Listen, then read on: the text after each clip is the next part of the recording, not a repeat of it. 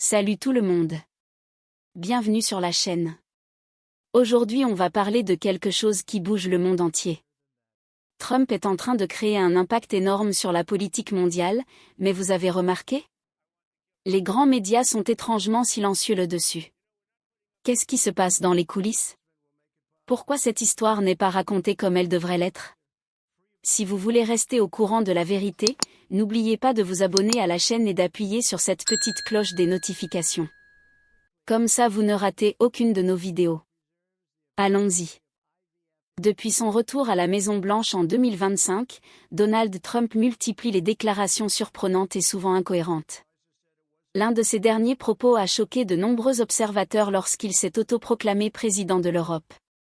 Une telle affirmation n'a aucun fondement, puisque l'Union européenne est composée de 27 pays souverains dotés de leur propre gouvernement et institutions. Pourtant, devant ses partisans, Trump a présenté cette idée comme une évidence, répétant qu'il avait une autorité morale et politique sur le continent européen. Ce genre de déclaration pourrait paraître anecdotique ou même comique, mais il reflète une tendance plus profonde. Depuis des années, Trump brouille volontairement les repères entre la réalité et la fiction. Plutôt que de corriger ses propos ou de les questionner avec rigueur, une partie des grands médias américains choisit le silence. Ils rapportent les discours sans analyse critique, laissant au public la tâche de distinguer le vrai du faux. Ce manque de réaction contribue à banaliser des affirmations qui devraient être immédiatement contredites. Des personnalités politiques n'hésitent toutefois pas à pointer ces absurdités. Gavin Newsom, gouverneur de Californie et opposant de longue date à Trump, a récemment déclaré que les dirigeants étrangers se moquaient de lui en privé. Selon lui, plusieurs chefs d'État rient des propos extravagants du président américain, mais préfèrent ne pas le dire ouvertement pour éviter des tensions diplomatiques. Ces confidences révèlent la perception fragile des États-Unis sur la scène internationale sous sa présidence. Au lieu de reconnaître ses erreurs ou d'ajuster son discours, Trump redouble d'assurance. Ses partisans l'applaudissent, convaincus qu'il incarne une vérité que les autres refusent d'admettre. Dans ce climat, les frontières entre la réalité et la propagande deviennent floues. Le silence de la presse contribue à installer une forme d'impunité.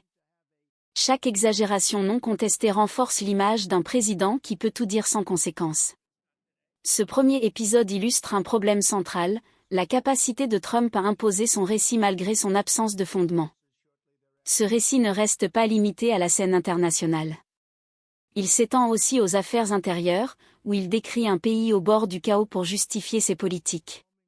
C'est dans ce contexte que s'inscrit un autre exemple marquant de ses inventions, lié cette fois-ci à la criminalité en Californie. Cette histoire a circulé largement, mais elle a rapidement été démentie par les habitants concernés.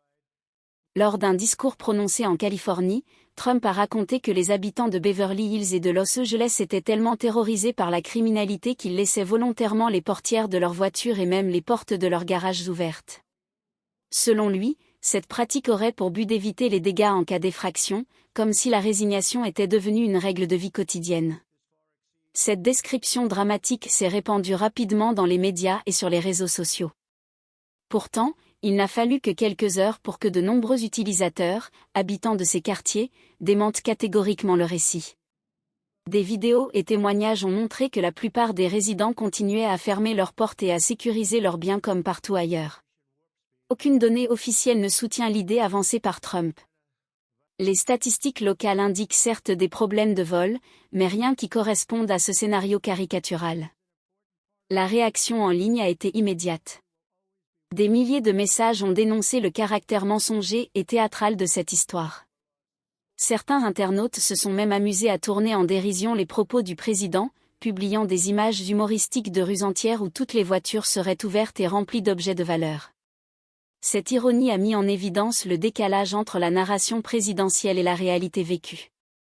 Malgré ces démentis massifs, la presse traditionnelle a encore une fois montré peu d'empressement à souligner la gravité du mensonge. Les reportages se sont limités à relayer les propos sans toujours rappeler qu'ils étaient infondés.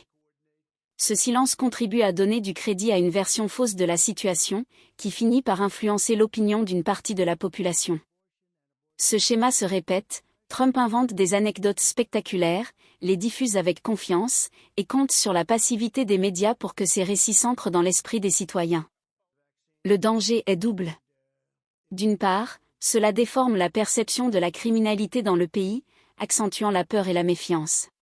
D'autre part, cela fragilise la confiance dans les institutions et dans l'information fiable. Cette deuxième étape de l'histoire révèle une mécanique désormais bien rodée. Le président fabrique un récit exagéré, ses partisans y croient, les critiques rient, mais l'espace médiatique reste dominé par son discours. Cette dynamique ouvre la voie à des épisodes encore plus spectaculaires, où l'exagération frôle parfois l'absurde. C'est précisément dans ce climat que se prépare le prochain chapitre, où la frontière entre réalité et invention devient encore plus fine et dangereuse.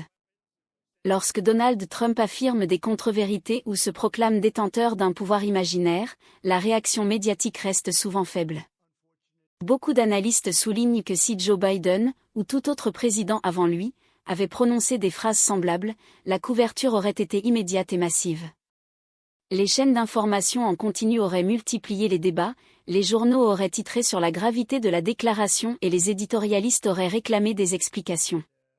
Cette différence de traitement met en lumière un problème profond, la normalisation des excès de Trump. Les grands médias comme le New York Times, CNN ou le Washington Post choisissent parfois une posture prudente, préférant rapporter les propos sans toujours les déconstruire. Certains invoquent le risque d'apparaître partisan ou de renforcer l'image d'un président persécuté par la presse. Mais cette attitude, qui se veut équilibrée, a pour conséquence de laisser passer des affirmations trompeuses sans correction immédiate. À force de répéter ce schéma, le discours présidentiel s'impose comme un fait alors qu'il ne repose sur aucune base. Cette complaisance médiatique a suscité des critiques croissantes, notamment sur les réseaux sociaux. De nombreux utilisateurs rappellent que le rôle du journalisme n'est pas seulement de transmettre, mais aussi de vérifier et de contextualiser. Des posts viraux sur X, anciennement Twitter, dénoncent ce silence en comparant le traitement réservé à Trump avec celui réservé à ses adversaires. Certains commentateurs indépendants affirment que cette inertie médiatique contribue à la désinformation et renforce la défiance envers la presse traditionnelle. Il existe bien sûr des voix critiques dans l'espace public, mais elles proviennent davantage de journalistes indépendants, de blogueurs ou de médias alternatifs que des grandes rédactions historiques. Cette fragmentation de la critique laisse une large partie du public exposé à des récits présidentiels non vérifiés. Pour les partisans de Trump, le manque de contestation directe confirme l'idée que son discours est légitime.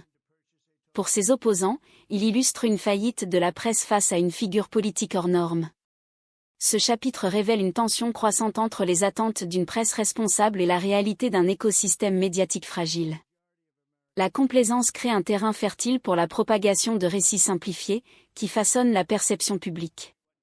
C'est précisément cette perception qui joue un rôle déterminant dans l'opinion, en particulier sur des sujets sensibles comme la criminalité. Alors même que les données officielles contredisent le tableau dressé par le président, son discours parvient à influencer la manière dont les citoyens évaluent leur sécurité. Cette contradiction devient encore plus visible lorsqu'on observe les résultats récents d'enquêtes d'opinion. Un sondage mené par l'association For Public Opinion Research a récemment montré une augmentation de la perception positive de Donald Trump en matière de criminalité. Une partie importante des personnes interrogées affirment faire davantage confiance au président actuel qu'à ses adversaires pour garantir leur sécurité. Cette tendance peut sembler paradoxale si l'on examine les données réelles sur la criminalité aux États-Unis. Selon les statistiques publiées par le FBI, les grandes villes américaines ont connu en 2024 une baisse significative des crimes violents et des vols par rapport aux années précédentes. Les homicides ont reculé dans plusieurs métropoles, et les agressions armées ont également diminué. Ces chiffres contredisent frontalement l'idée d'un pays en proie au chaos, telle que décrite dans les discours présidentiels. Pourtant, la perception du danger reste élevée, nourrie par les récits spectaculaires et alarmistes relayés lors des rassemblements politiques. La différence entre perception et réalité est l'un des éléments centraux de la stratégie de communication de Trump. En répétant des anecdotes exagérées et en insistant sur des cas isolés, il construit une image de crise permanente. Les médias qui ne rectifient pas ces exagérations contribuent indirectement à renforcer cette perception. Résultat, une majorité de citoyens associe Trump à une promesse de fermeté et de sécurité, même si les faits montrent une tendance inverse. Cette manipulation de la perception a des conséquences profondes. Elle influence le vote, renforce la polarisation et détourne l'attention des véritables enjeux de politique publique. Plutôt que de discuter des causes structurelles de la criminalité, comme les inégalités sociales, l'accès aux armes ou les politiques locales, le débat se concentre sur des récits simplistes. Le président en tire profit, car il apparaît comme celui qui ose dire la vérité, même si ses affirmations sont factuellement fausses.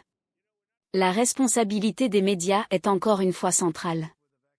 En laissant prospérer ces narrations sans correction claire, il participe à la construction d'un climat de peur. Mais dans l'espace numérique, la résistance existe.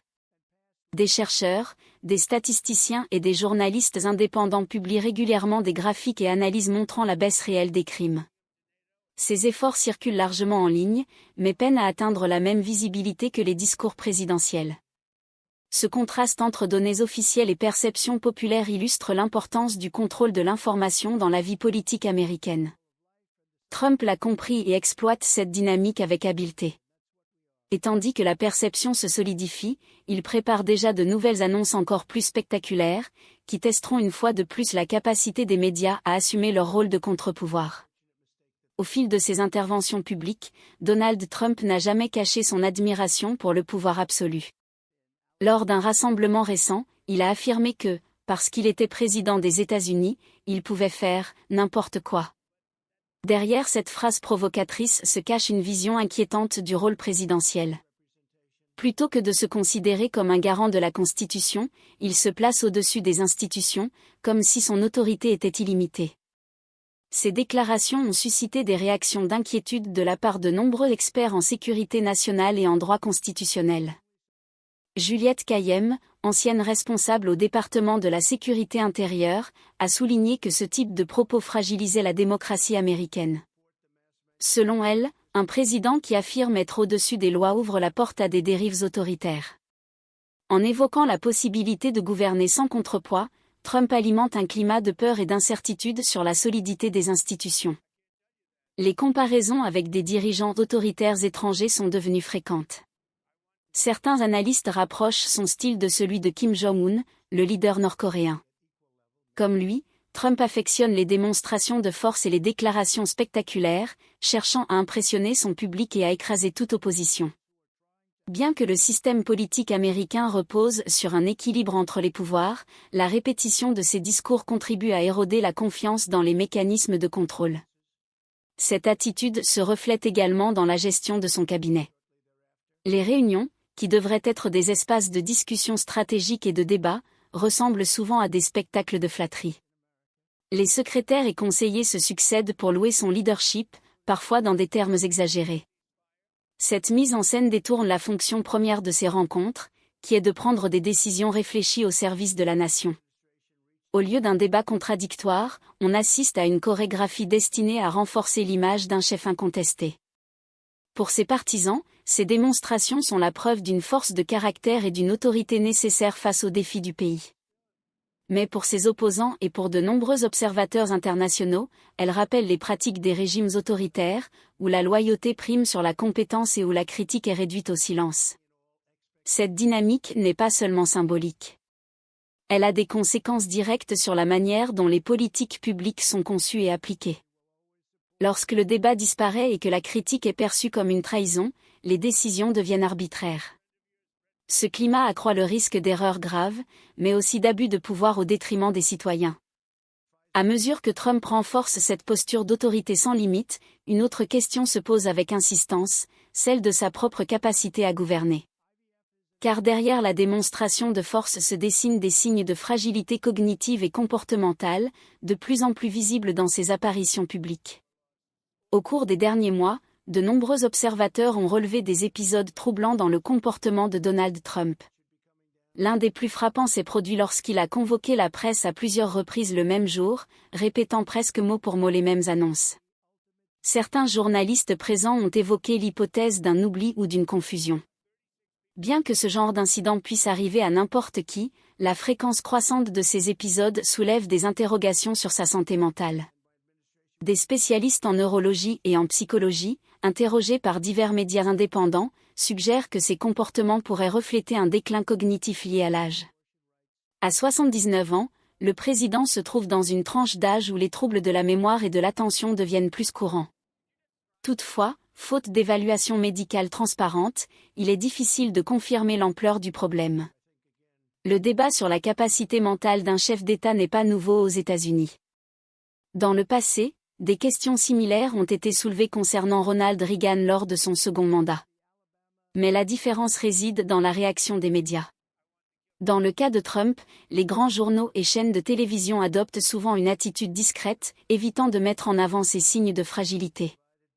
Certains y voient une forme d'autocensure, motivée par la crainte d'être accusé de partialité ou de manquer de respect envers la fonction présidentielle. Cette retenue contraste fortement avec l'attention médiatique portée à ses adversaires politiques. Lorsque Joe Biden était candidat, la moindre hésitation verbale était abondamment commentée.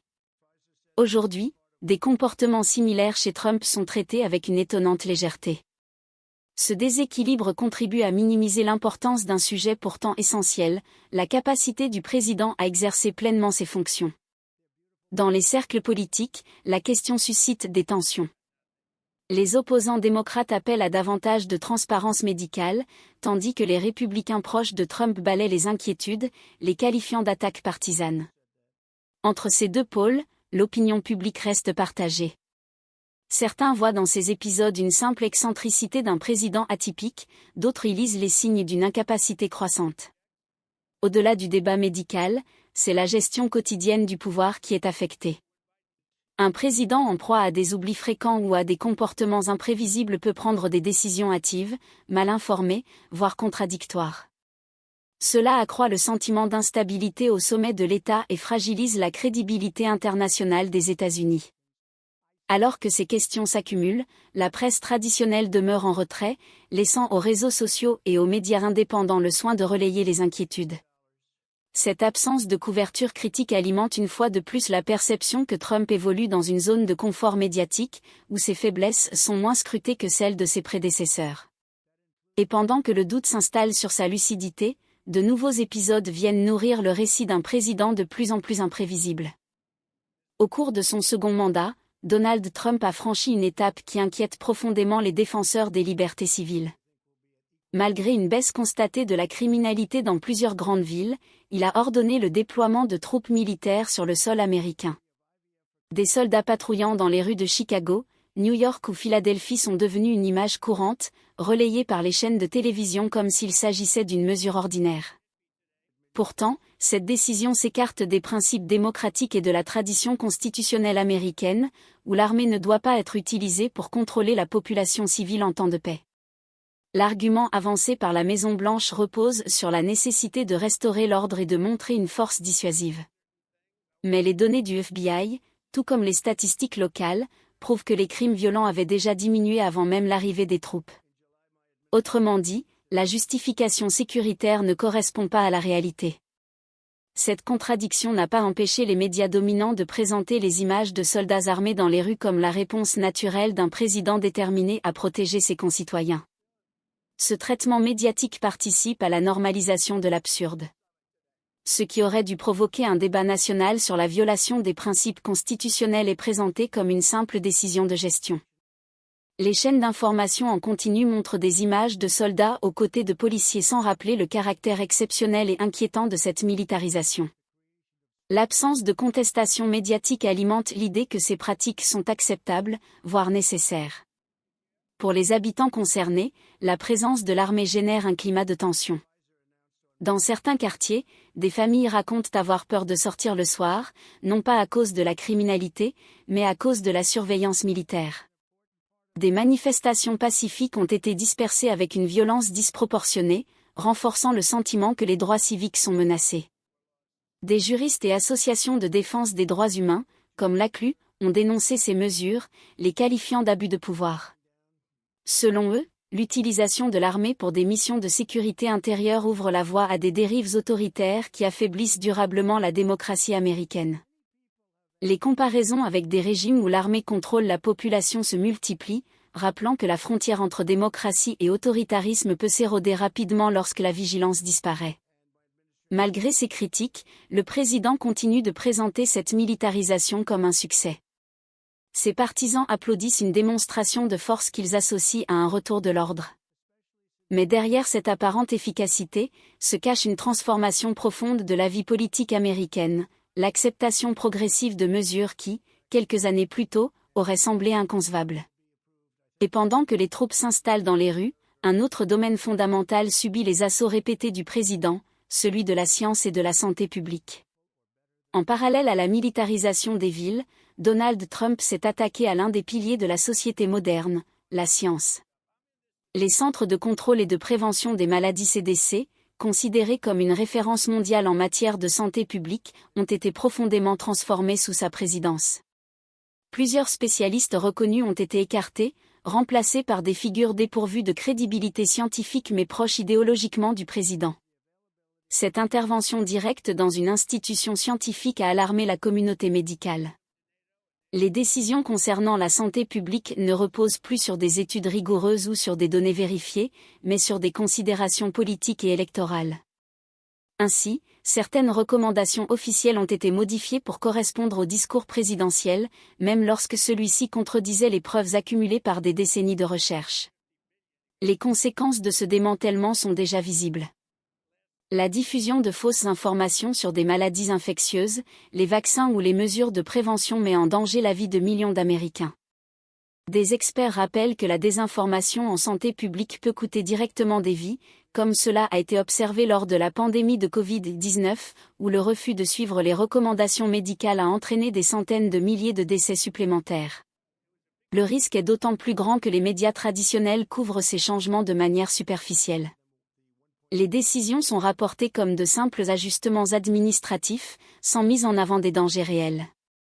Pendant ce temps, des voix indépendantes, issues d'universités et de laboratoires, alertent sur les conséquences à long terme, baisse de la confiance dans les institutions scientifiques, affaiblissement des campagnes de prévention, et retour de maladies que l'on croyait maîtriser.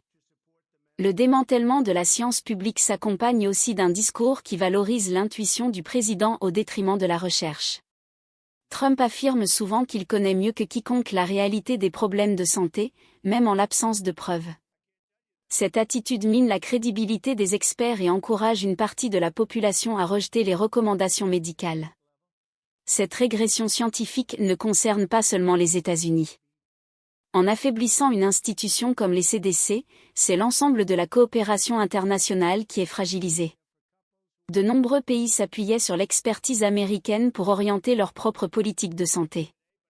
Aujourd'hui, ils se retrouvent face à un acteur imprévisible, guidé par la politique plutôt que par la science. Ainsi, après avoir militarisé l'espace public, le président fragilise aussi la santé publique, créant un climat où la désinformation s'impose au détriment de la vérité scientifique. Et tandis que les conséquences commencent à se faire sentir, il prépare déjà de nouvelles interventions dans d'autres domaines essentiels de la société américaine. Après 4 années de présidence de Joe Biden marquées par des efforts constants pour reconstruire l'image des États-Unis, l'arrivée de Donald Trump en 2025 a entraîné un recul spectaculaire sur la scène internationale. Sous Biden, l'Amérique avait regagné la confiance de ses alliés traditionnels grâce à un retour au multilatéralisme, à la défense du climat et à une diplomatie respectueuse. Mais en quelques mois, Trump a de nouveau fragilisé cette réputation, multipliant les provocations et les rapprochements avec des régimes autoritaires. Les critiques se concentrent particulièrement sur ses relations avec Vladimir Poutine et Kim Jong-un. Alors que les tensions en Ukraine exigent une position ferme et un engagement diplomatique soutenu, Trump affiche une proximité dérangeante avec le président russe. Ses déclarations ambiguës sur la guerre donnent l'impression qu'il n'a aucun intérêt réel à défendre l'intégrité territoriale de l'Ukraine.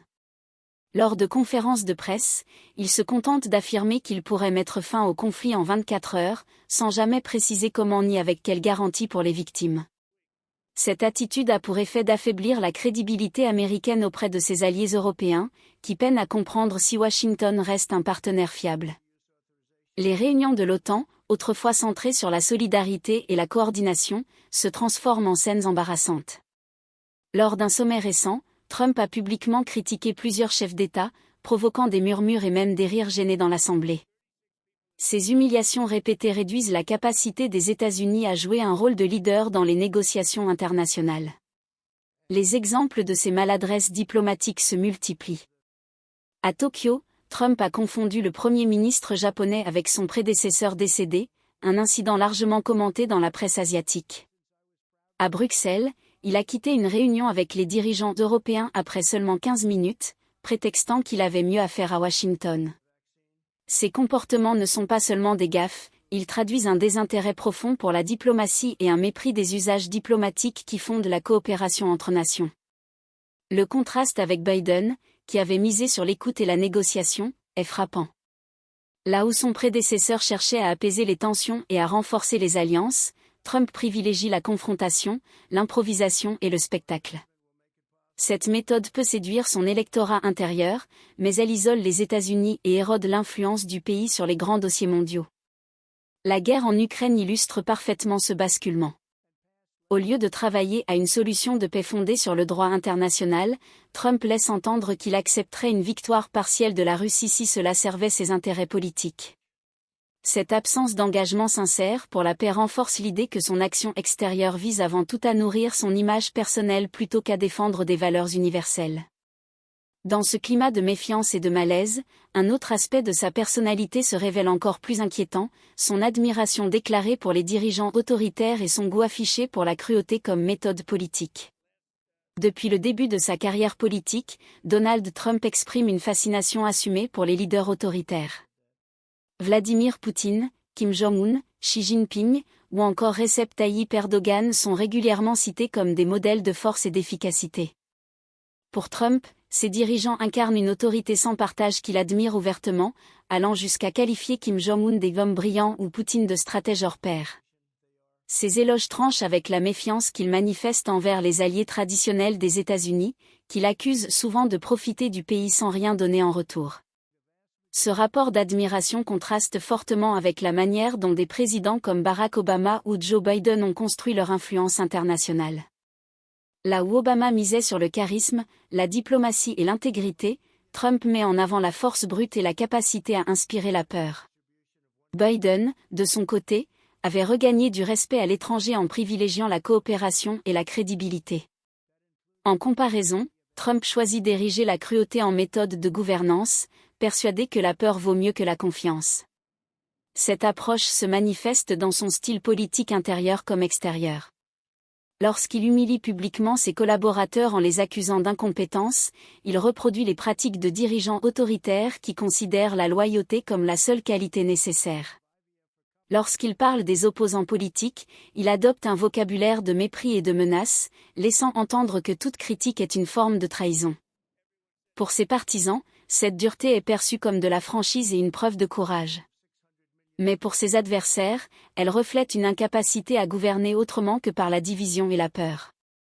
Cette vision du pouvoir inspire inquiétude à l'international, où les alliés des États-Unis s'interrogent sur la durabilité d'une politique étrangère guidée par l'instinct plutôt que par la diplomatie. Le ressentiment personnel de Trump joue également un rôle important. Sa défaite en 2020 face à Joe Biden reste une blessure qu'il n'a jamais digérée.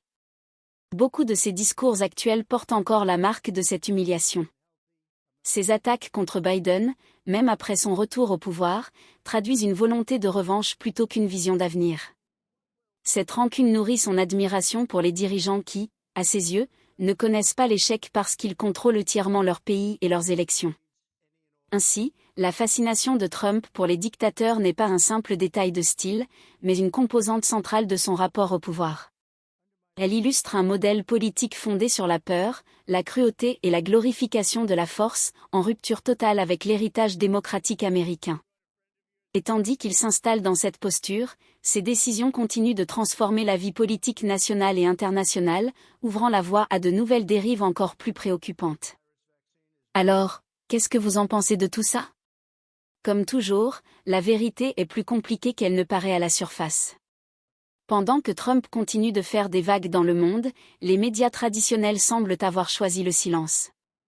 Laissez-nous votre avis dans les commentaires, vous pensez que les médias cachent quelque chose d'important? Qu'est-ce que vous pensez de toute cette situation? Et n'oubliez pas, si la vidéo vous a été utile, mettez un petit like, abonnez-vous à la chaîne et activez la cloche. Ça aide beaucoup la chaîne à grandir et à vous apporter plus de contenu comme celui-ci. À la prochaine vidéo, tout le monde.